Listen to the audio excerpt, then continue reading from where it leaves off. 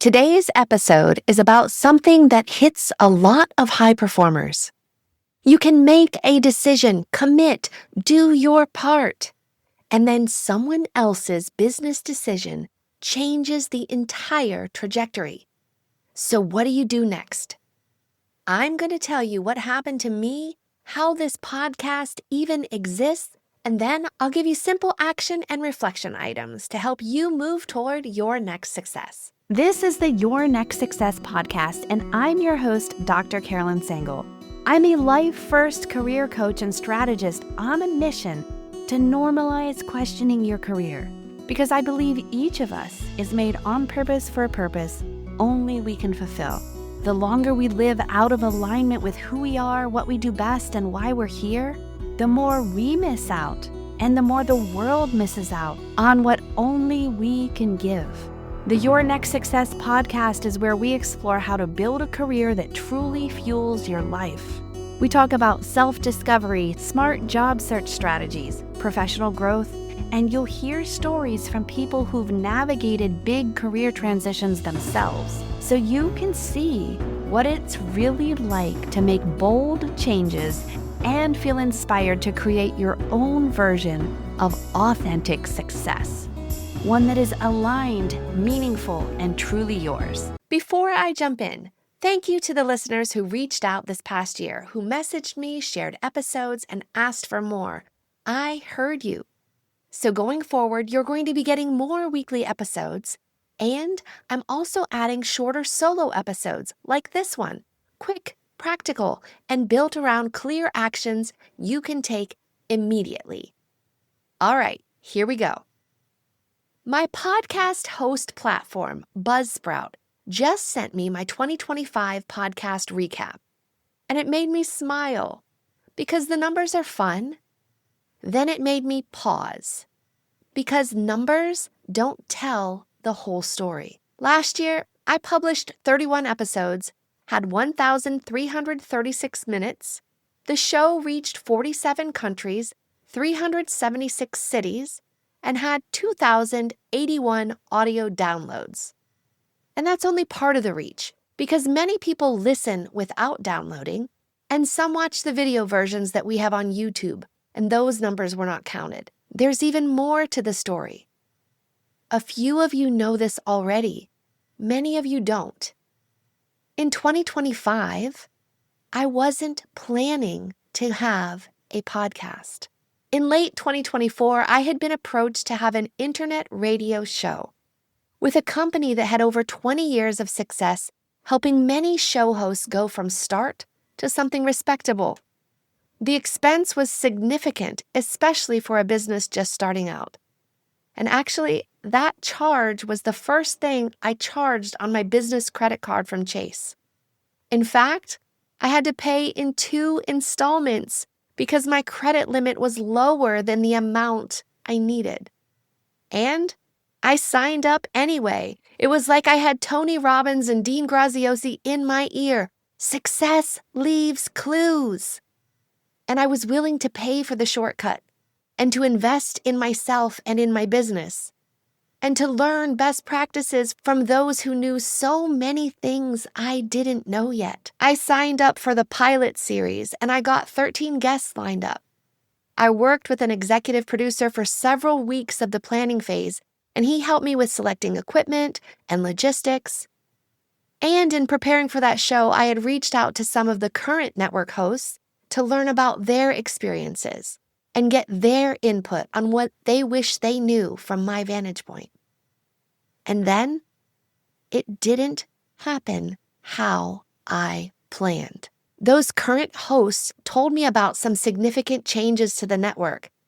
As that business was being sold, communication with me somehow had slipped through the cracks. They were moving from an internet radio to a podcast format, starting with 0 listeners, no longer leveraging the established distribution that they had built over 2 decades. And aside from being pushed out by their podcast host, they would publish on their own YouTube, which had 3 subscribers. I was one of them. In fact, The network had already transitioned to the new format.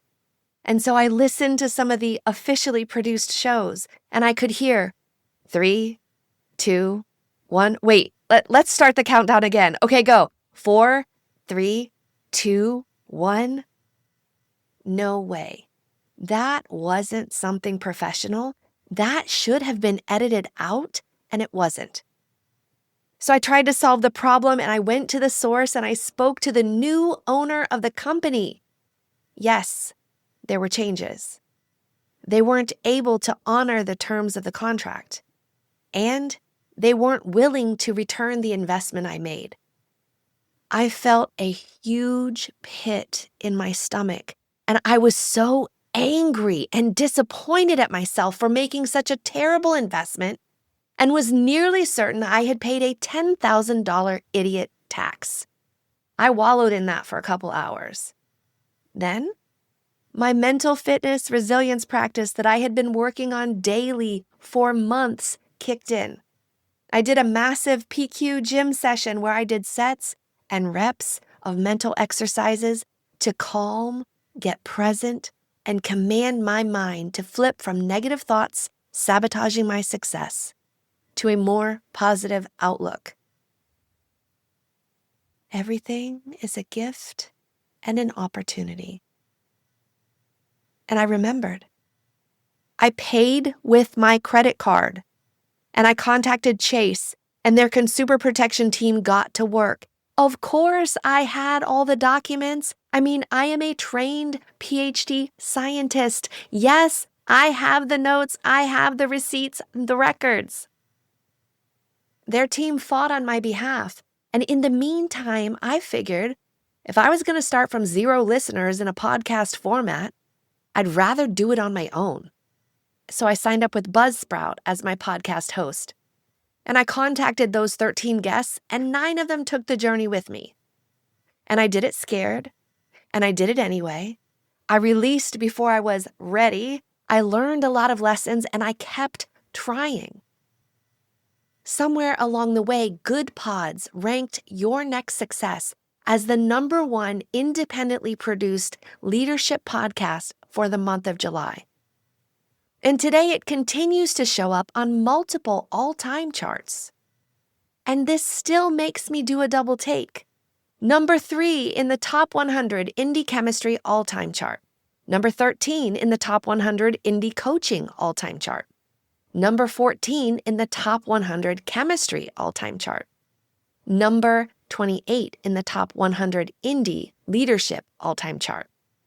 #45 in the top 100 coaching all-time chart. And I can tell you with certainty, I am so glad the thing I wanted and planned for didn't happen. Pivoting to a podcast was indeed a gift and opportunity. What I thought I was paying for was a shortcut.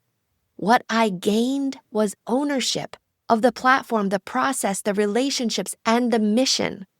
I learned all about podcasting, built new skills, created something completely authentic, more aligned, and more me.